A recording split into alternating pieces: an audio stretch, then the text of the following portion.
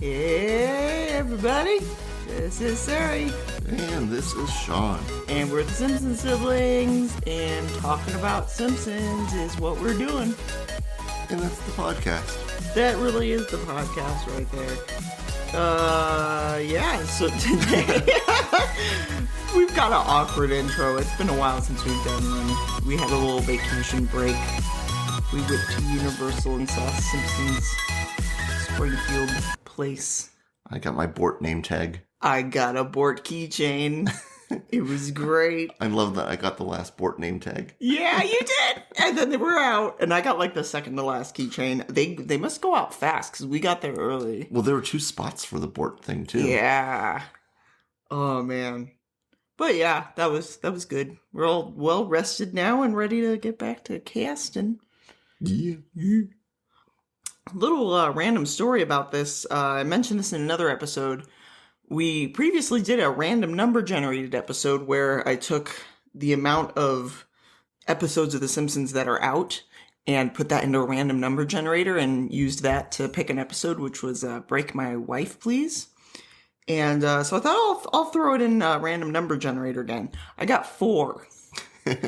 Between like 1 and 700 and something, we got 4. And I was like, well, the random number generator has spoken. So this is our random number generated episode, No Disgrace Like Home. And I like doing it that way too. That way It's just unbiased. Whatever we get, we get. Yep. I think I would only maybe skip it if it was one we already did. But yeah, we're just going with it. So we got No Disgrace Like Home, which is Season 1, Episode 4. Originally aired January 28th, 1990. I was not born yet. Written by Al Jean and Mike Reese. Directed by Greg Vanzo and Kent Butterworth. And then we have on the chalkboard, Bart writing, I will not burp in class, which made me think of the Tracy Ullman short. The burping and just how Marge said it was so disgusting and everyone else was doing it. That was a fun one. Yeah, that's a cute one. And then we have the couch gag where everyone jumps in and then Homer just pops out with like a pop noise, lands on the butt.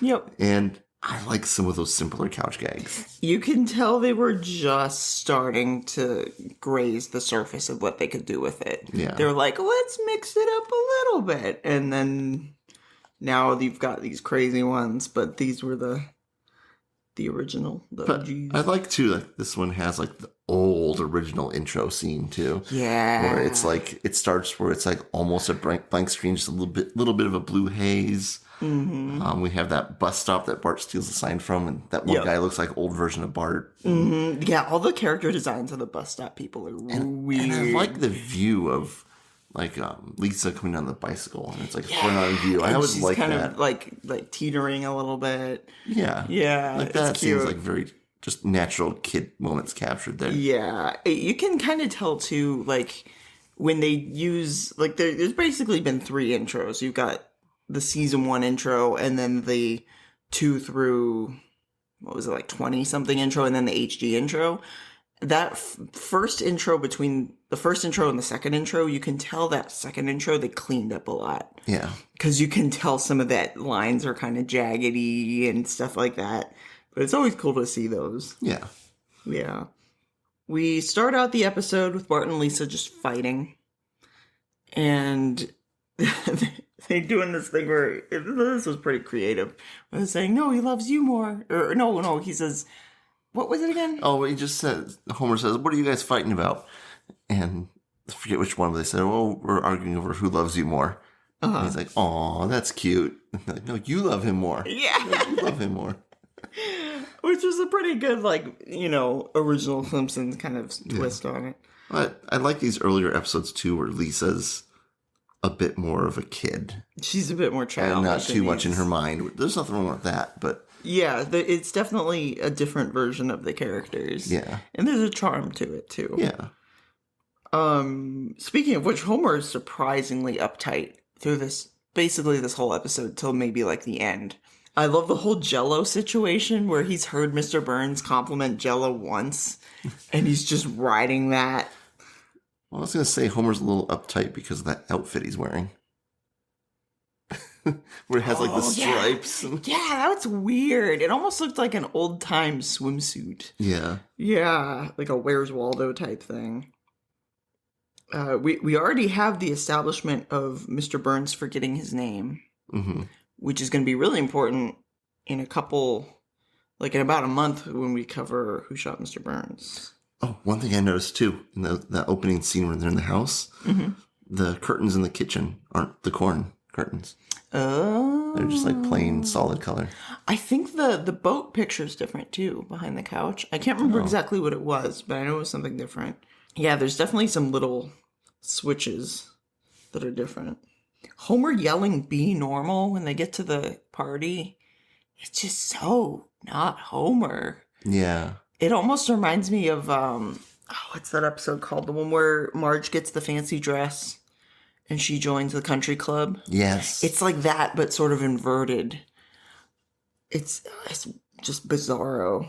Yeah, there's a lot of inversion of roles in this one. Mm-hmm. I thought Lisa was being pretty cute in the fountain. Yeah, that's kind of what triggered me to saying that her acting like a kid. Like, she just pops up in the fountain and she's having fun and posing. Like, It's cute. I like it. I love that the father-son race is mandatory, Yes. which is a very Mr. Burns thing. Oh yeah, this is kind of when Marge goes off with the moms, and they leave the kids in the room. Yeah. Which, first of all, why does Burns have a nursery? Yeah.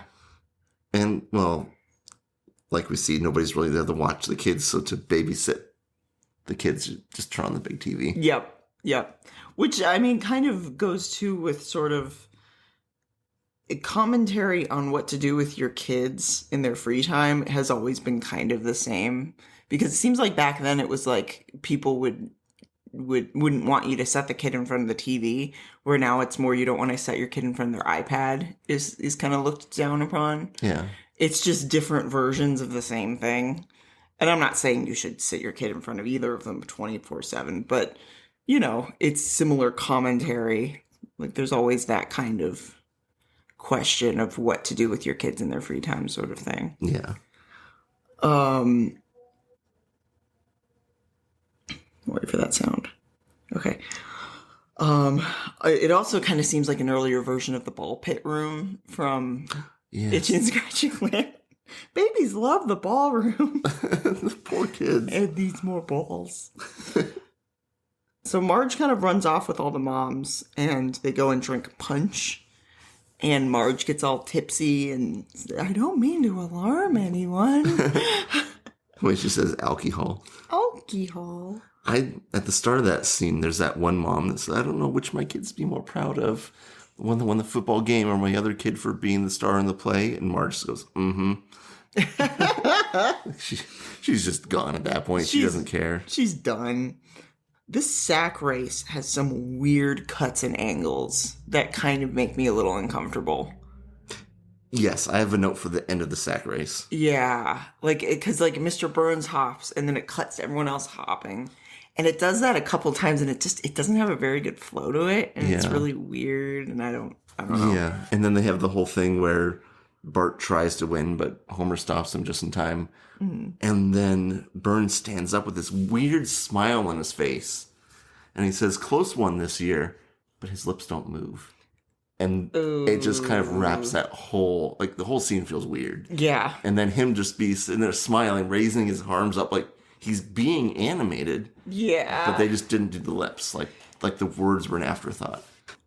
And that, in a way, that's kind of showing the production problems they had in season 1 with the whole, the Babysitter Bandit one was supposed to be the first episode. Then they ended up delaying it. So the Christmas episode was first. And I know there were just tons of production problems, which is probably part of the reason why they redid the intro. Yeah. It's just really weird to see.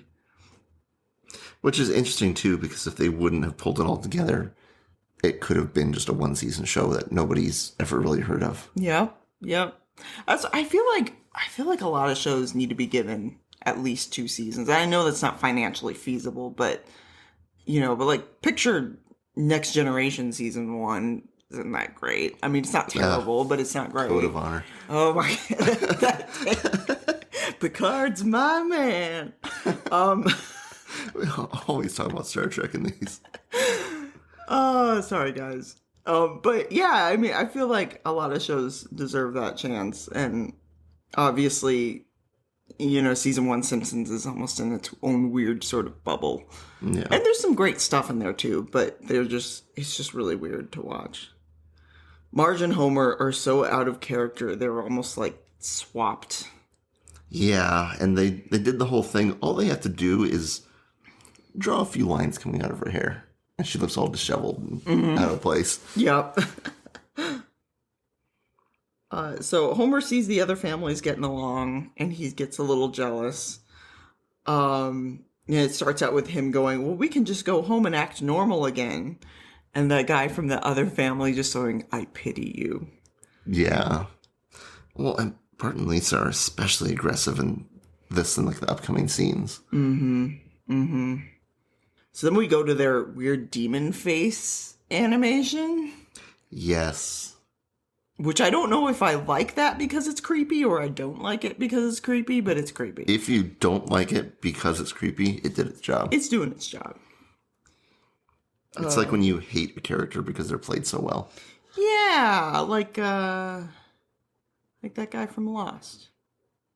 He knows what he did. I just wrote Marge's drunk face. Yes, she's lost. When she's just like sitting in the car, just like she's lost in the sauce. On the punch. On the punch. You can absolutely see that they just haven't figured out these characters yet. Yeah, like this one they seem especially out of place, and I don't know if they could be also trying to just emphasize that in this moment the family's kind of spiraling out of control. That's true. And we need the events that happen later to kind of correct it and bring it back to normal. That's true. I have something, I don't know, I was going to save it for the end, but maybe I'll save it for the end. I have more on that at the end. I love that. I feel like, I can't remember if Lisa says this or Homer, but they say, I feel like we're the worst family in town. And Marge says, maybe we should move to a larger community. Yes, that's the solution. There we go. Change the standards. There we go. I can feel, in these next couple scenes, I can kind of feel regular Simpsons, like classic Simpsons, kind of just sort of peeking around the corner on this whole thing with them spying on the families. Because when it first started happening, I thought to myself, oh, this is stupid. Someone's going to notice this. If this was real, someone would have noticed this and they would have been suspicious. And then they went with that. Yeah. The fact that they kind of lampooned that a little bit. And he says, oh, he's probably just going to get his father's pipe and slippers. Which, that's also a very dated statement. Yeah. And he's like, better get the gun. Because somebody's spying on your house. And then we have that first family that's eating turkey. They just have creepy smiles. Yeah, that's way too much smiling right there. And they end up, Homer ends up going to Moe's, and that's when Eddie and Lou show up. Lou is white for some reason. And they say that they're around looking for peeping Toms. Yeah. And so they run with this joke in a way that's very classic Simpsons, which I liked. And I was trying to hear before Homer went to the bar, he said he just wants to go to be alone with his thought. Singular. Oh, I didn't notice Not thoughts, that. just thought. That's pretty good. Something else that I hadn't noticed before is when Eddie and Lou go to Moe's, Moe offers them pretzels. And he says, no thanks, we're on duty. We'll take a couple beers, though. Yeah. So they won't expect the pretzels when they're on duty, but they'll accept beers.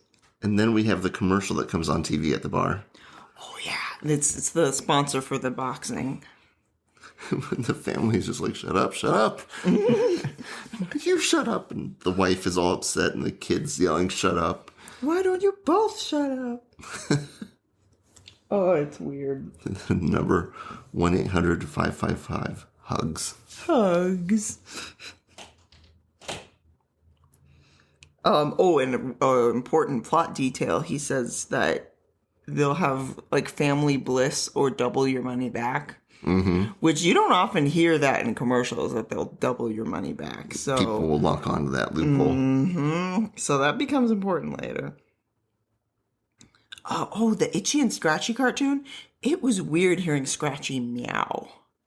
Yeah. Yeah, he wouldn't normally do that. He'd have like that kind of sound, but never just a realistic cat meow. Yeah, and it was like violent, but not what we're used to with Itchy and Scratchy. Yeah.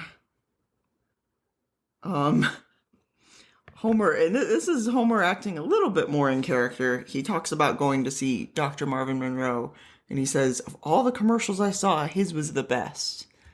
Like, that's the surface level of research he has done on this, is that of all the psychiatrist commercials, which I'm sure there's a ton of psychiatrist commercials, his was the best. Like, he probably just saw his commercial.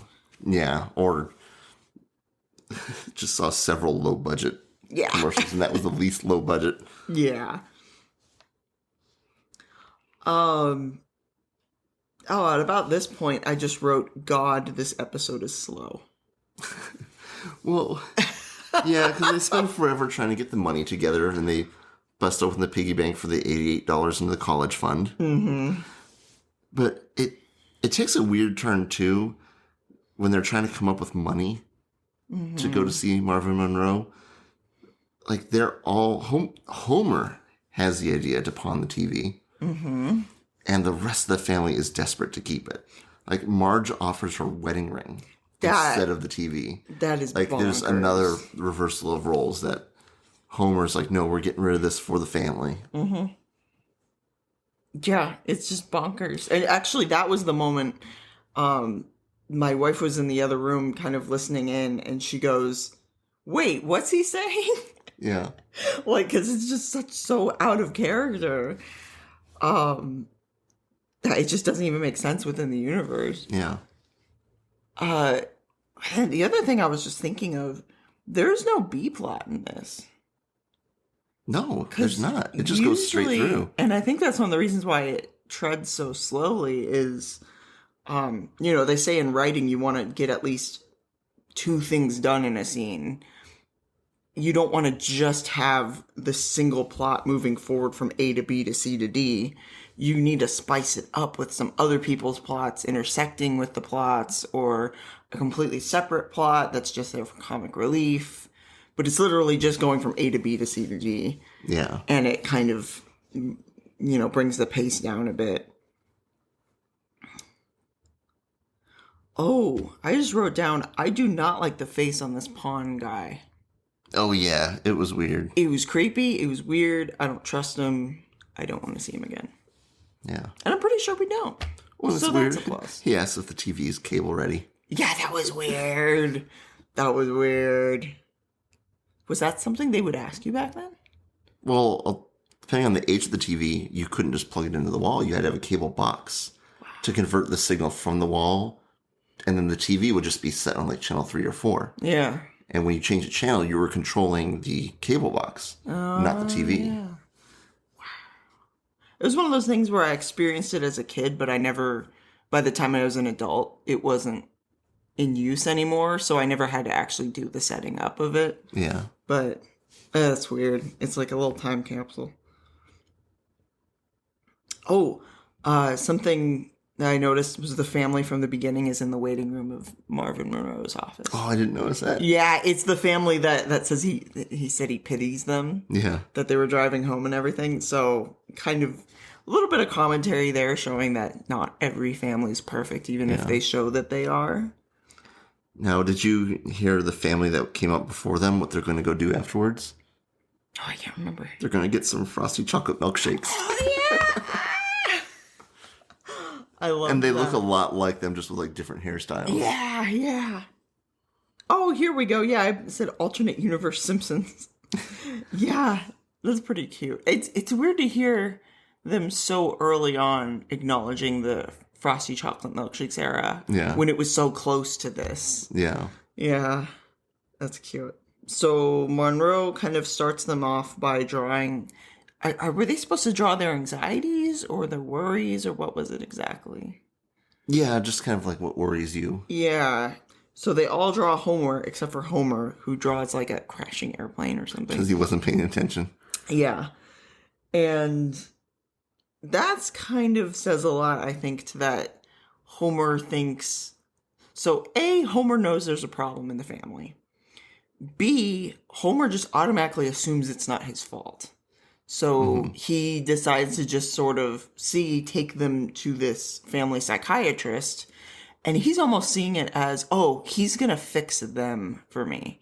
He doesn't see any of this as him fixing himself. Yeah. He sees this as their problem because he's not even paying attention.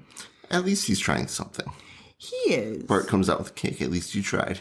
Yes. Oh, and then we get possibly my favorite quote of the episode, which is from Marvin Monroe, where he says, okay, so you want to kill each other. That's good. That's healthy. Yes. Like, dear God, where'd this guy get his license? So they try using the patented aggression therapy mallets. Which, now that I think about it, I mean, this is going way back to like the one psychology class that I took forever ago. I think that was it Gestalt therapy, where it's like they were banging and smashing stuff. I think that was disproven and actually shown to like worsen issues for like anger management and stuff. Oh my God. Yeah. So this isn't gonna turn out well. Don't quote me on that, but I do think that it's not a known method. This isn't a professional psychologist. I love the sound effects for these things. Like the poop, poop, poop, poop. Yeah. Like you can almost feel what it feels like some sock and boppers.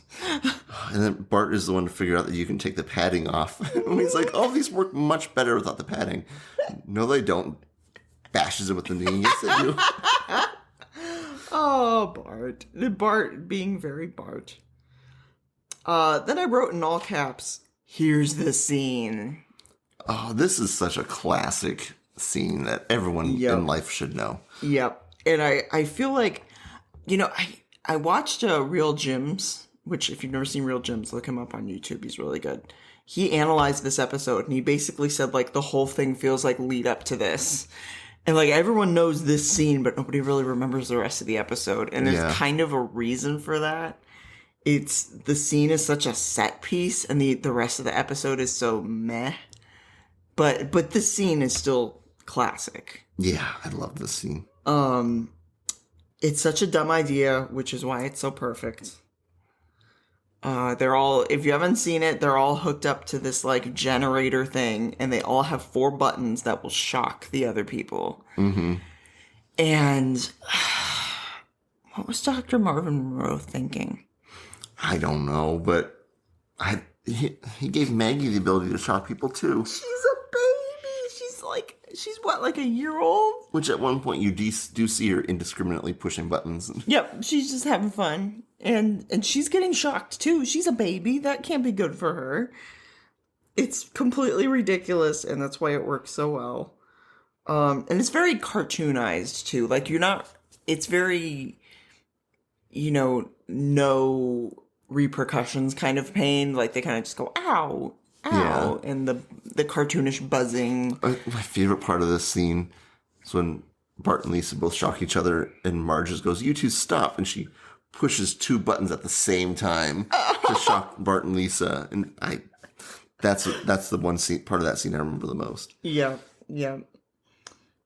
So chaos ensues, and the lights are flickering, including the power plant. They see the effects of this. My favorite part is all this chaos is going on, and that part of the session hasn't even begun. Marvin Monroe just introduced the device. And they've already messed it up. They haven't listened to him at all.